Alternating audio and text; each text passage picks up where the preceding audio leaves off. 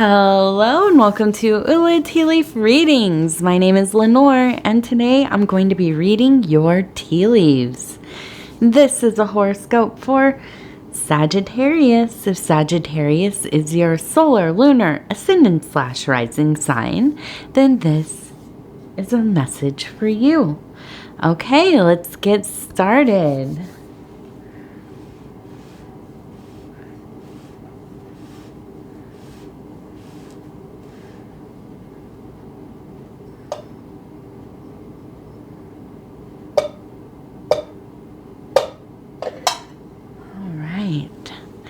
See what these tea leaves have to say tonight.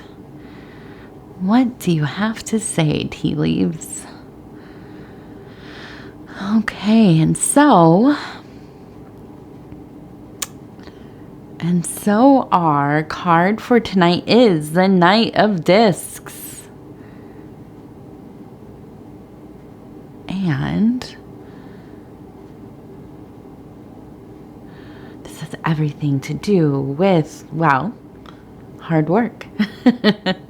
Creating resources for yourself. Kind of stacking some coins. Striving for wealth. Perseverance.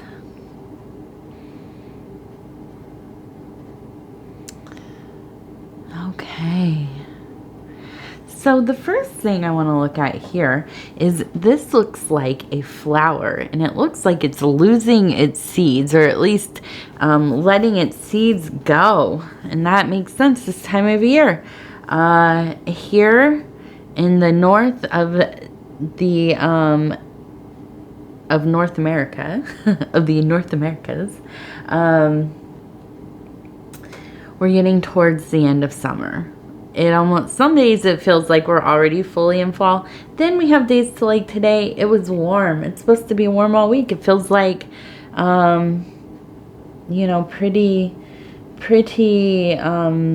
much like summer's going to go on for a while. Maybe. But what I will tell you is that I've been collecting the seeds from the flowers and plants that I want to grow next year again. And so you see a lot of things losing their seeds right now. They're, drying up and the seeds are breaking free. And, so I have this image in my head that you really are kind of putting your efforts into various projects so that you can grow, maybe business, skills, different aspects of your life. Maybe, you're working on your house, you're building up your hobbies, whatever it is. Just an overall cultivation of your life and sowing those seeds. And you think, okay, well, Lenor, we sow our seeds usually in spring, don't we? Yeah, but that's not always the case. There are a lot of seeds that we plant them before the winter, okay, especially flowers, right? Wild flowers, flowers that kind of fill in a lot of the flowers that we'll be planting for pollinators. Kind of just put them in those seed beds and then cover them with leaves as they start coming down so that they'll protect them. And then as the snow sits on top of them and then the snow melts and then it snows again and melts, snows again. Okay. And then those leaves kind of turn into a mulch, and then by mid-spring, we have stuff starting to really grow. And it's fertilized too.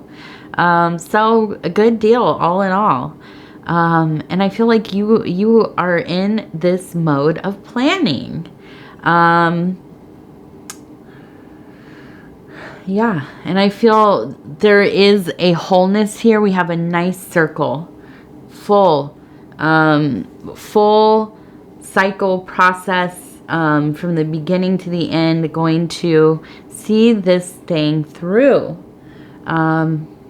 All of these things. I really feel like, Sagittarius, you have gotten to a point in your life where you are really just done with pleasing other people. You're done with living your life for other people, and you have fully committed, devoted yourself to creating the life that you envision, putting in the time and effort. And when you run into problems, you're just going to really keep going, okay? Now, I do see that there are times when there seems to be kind of a vacillation between having really strong and potent emotional periods that feel like they are aligned in such a way that it is super beneficial to the work you're doing. Then there are other times, and I think this is what's going on right now, where you are feeling particularly frustrated in your emotional sectors. And so I think that you kind of instinctually will kind of divert your attentions, your focus into that more hands-on work, focused on tactile things, you know, quite literally, you know, building, maybe, you know, cooking, cleaning, you know, whatever it is that you do in the physical world.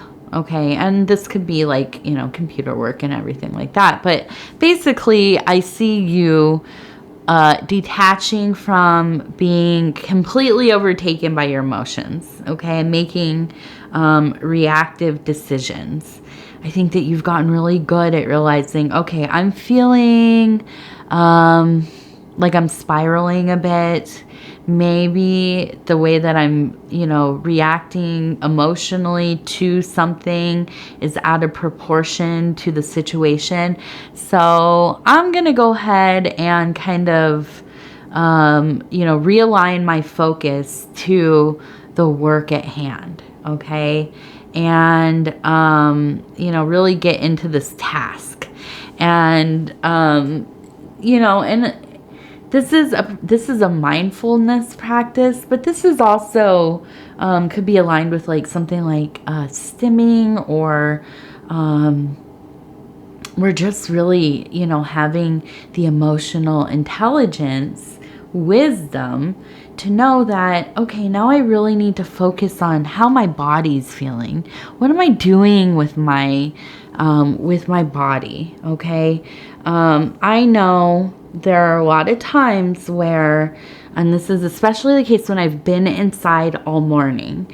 If I've had a day where I have to be inside for whatever reason, have things to do inside, you know, I have a toddler, so I'm inside, you know, making her breakfast and doing things with her, and I'm starting to feel anxious because I haven't gone out into the fresh air. I haven't gotten the sun on me, or, you know, whatever it is. I haven't been out in the yard, the garden, and I notice this behavior in her as well. I start to feel a little bit,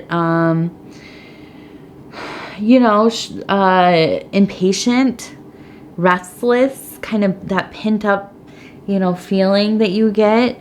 And I need to get outside and do something with my body. I need to go, you know, well, my big thing is watering and you know, picking out weeds and this kind of thing.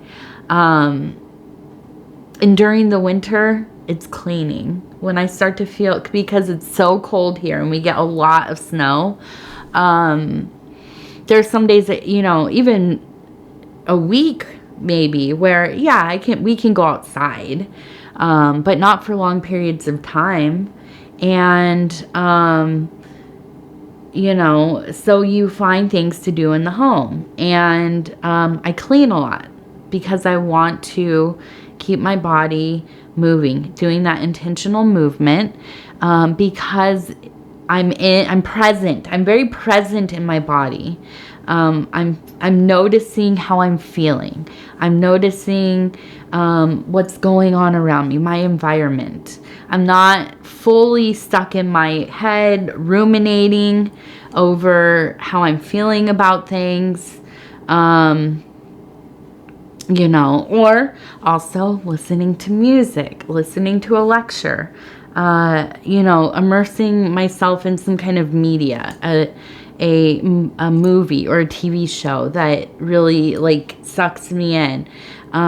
These things, and I know it's silly to admit, but they will change my emotions, how I feel about my life a little bit, not fully, but if I watch a movie that is very magical. Here's a good one. Like the Tree of Life, by, what is his name? Malik something. I always forget his name. But he did a few other really amazing movies, including, I'm not huge into like war movies, but The Thin Red Line's really good as well. And just simply watching something like that where it's really atmospheric. It's very, it leaves you with such impressions. Like they're very relatable, kinds of, there's not a lot of, dialogue. It's, a lot of like scenic stuff, a lot of kind of, what they call magical realism, and just ambient sounds, natural sounds, and a lot of like imagery that is in line with how you maybe would feel or think while you're contemplating your life or things, right? Philosophical things. And so when I watch a movie like this, it kind of changes how I feel about life. I'm, again, beginning to look at the little things, looking at the sky, noticing how, the sun looks shining against the fence or something, these minor, beautiful, sweeping details of life. They are enchanting, these things. If you can find a way to get out of the turmoil or the anger, the fear, the anxiety that we carry with us constantly, by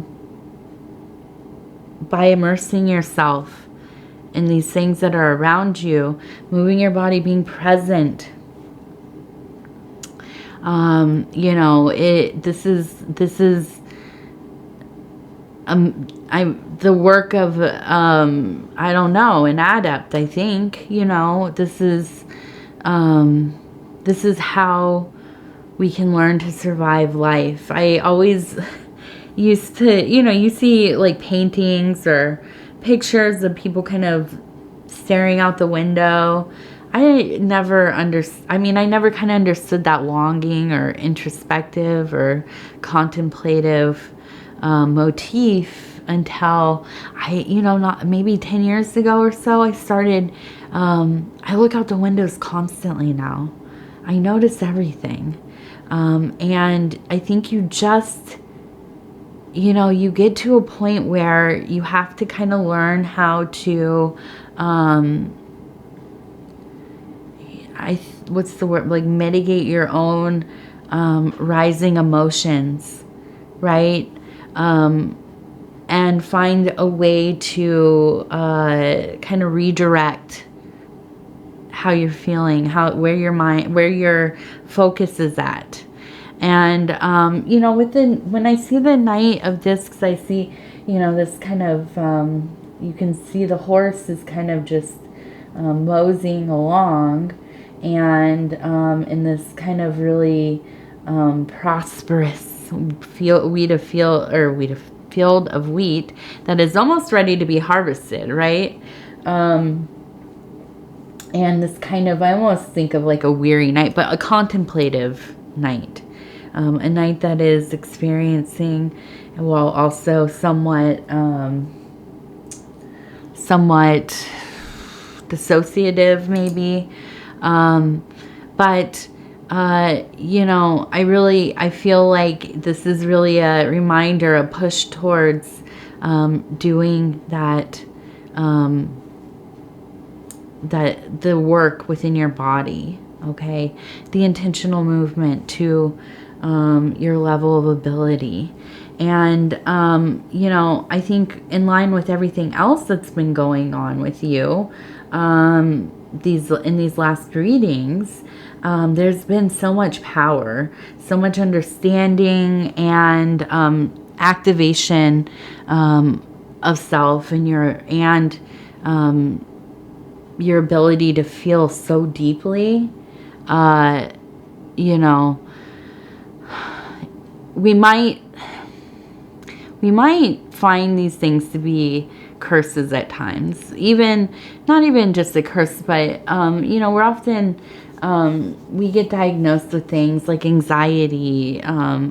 For me, I have anxiety, ADHD, some other things, depression.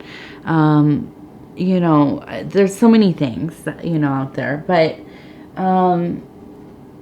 and these can be very difficult, of course. The other side of it is, this is your superpower. You feel very deeply. You are very in touch with feeling and how it is expressed in your material world.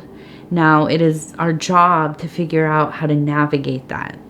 How do we make use of what we have to assist in managing some of the stuff?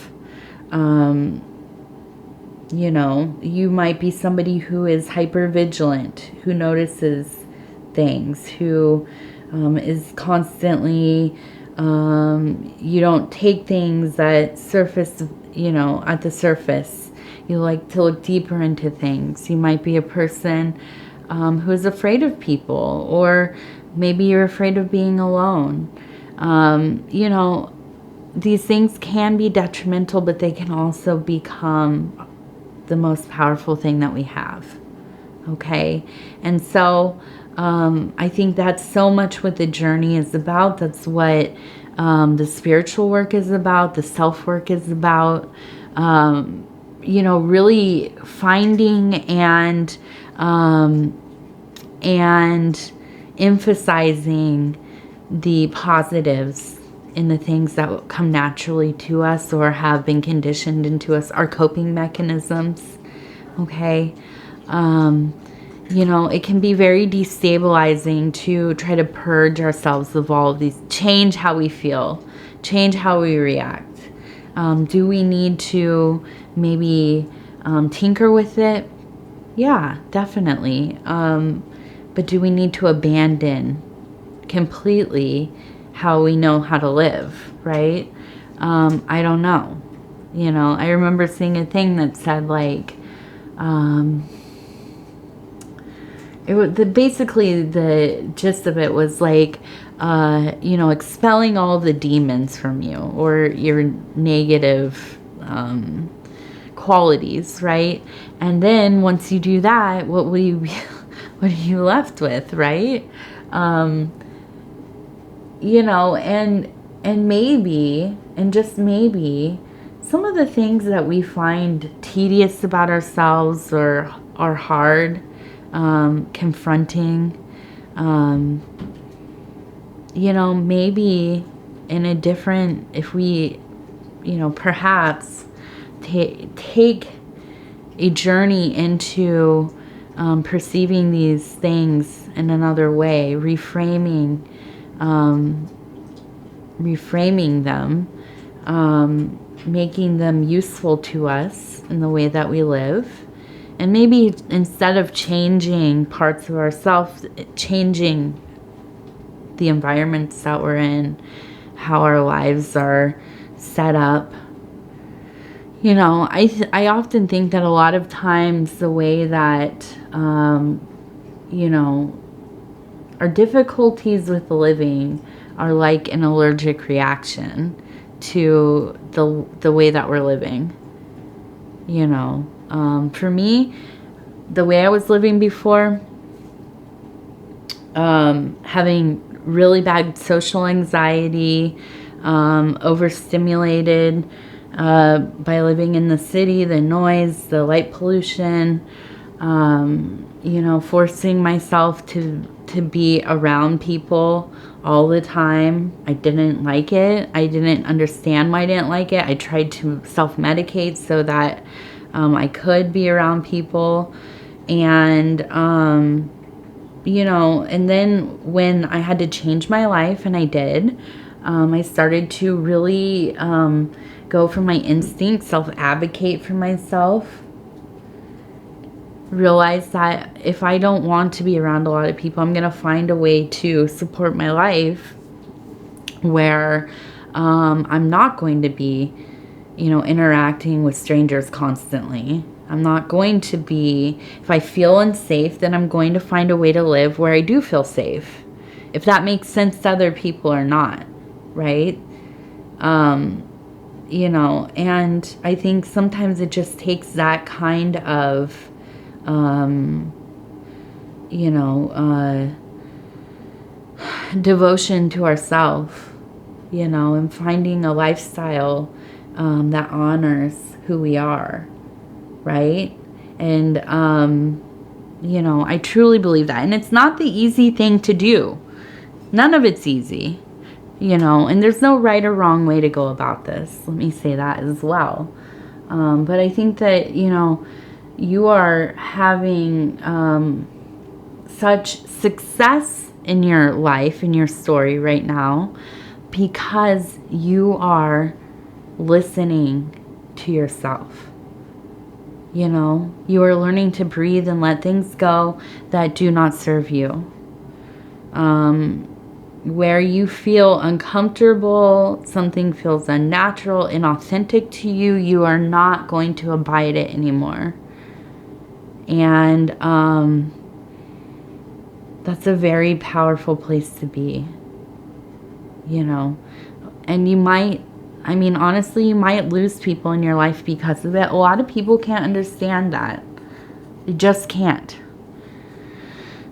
You know, because we come from a world where it's about conforming to get along, to fit into a system, you know, to kind of to streamline things.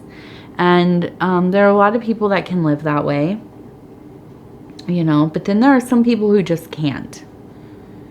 And you have to figure out how you can live. And when you take that into your hands and you, you know, you honor your individuality, your needs, and so on, that is, you know, that's difficult for other people. You know, that's just the truth of it. But, you know, I think it makes you a person with such a bright light that you will attract people with similar healing processes, with people who are interested in that authentic glory, that beautiful light that you emanate. But, you know, other people will fall away. And that's, you know, that happens. Okay. So, let's see. We have, I see 2 eyes and a nose. I see a bird kind of flying away.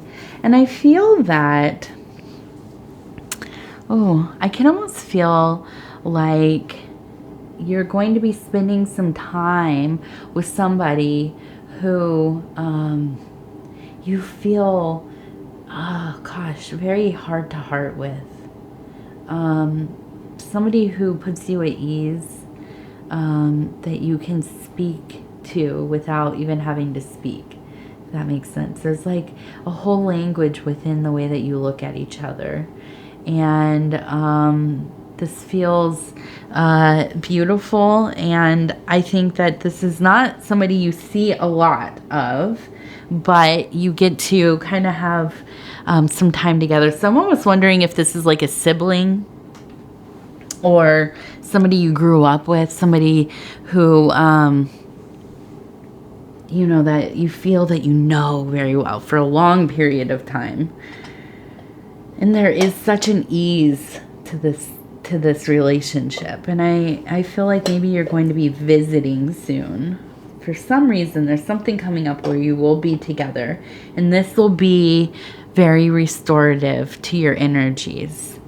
Okay, this will help reinforce the idea, the feeling, the knowing that you are on the right path for yourself. Okay, so I want to go ahead and look at this lightness of being affirmation cards. And we're just going to pick one real quick. Okay, and this one says forgiveness, peace. Retell the past with compassion and gratitude, healing sacred wounds. Yeah, and I feel like maybe this is you with this person kind of just talking about some old things. And I think that with the, you know, change in you that has occurred, you can look back on some of these old happenings, these old hurts, these old traumas that have really shaped your life, and be there for yourself in such a deeply empathetic way. And I think while having somebody who knows you and supports you, and you do the same for them, this allows you to kind of navigate some of that stuff in a way that, you know, it just feels different when when you are able to kind of utter some of these things out loud, right? And somebody to witness, to receive what you are feeling and what you are saying. And that's a beautiful thing. Okay, so I'm going to go ahead and say thank you so much for spending this time with me. It is always such an honor to be able to bring these messages to you. If you'd be so kind as to like the video, it helps us get into the algorithm. And as we know, the algorithm really does decide everything about everything about everything. So we like to give it the engagement that it seeks, and this is things like liking the video, sharing the video on other social media platforms, watching the readings from the beginning to the end. Of course, you don't have to do any of these things, but if you choose to, I am very thankful. Other than that, if you haven't subscribed yet, please think about doing that. You can hit the little bell. It'll let you know when the next videos are coming out. And of course, if you want to leave a comment, please do. I read them all. I reply back to them all. Sometimes it takes me a day or two. I'm a little behind right now. And I will get on it though. But yes, you know, it helps me understand who I am reading for. What is the collective doing, and feeling, and so on. So, I really, you know, I love getting to know you all. It is honestly, one of the blessings of my life to have this place to get to know people, to, connect energetically with people. And so I thank you from the bottom of my heart for that.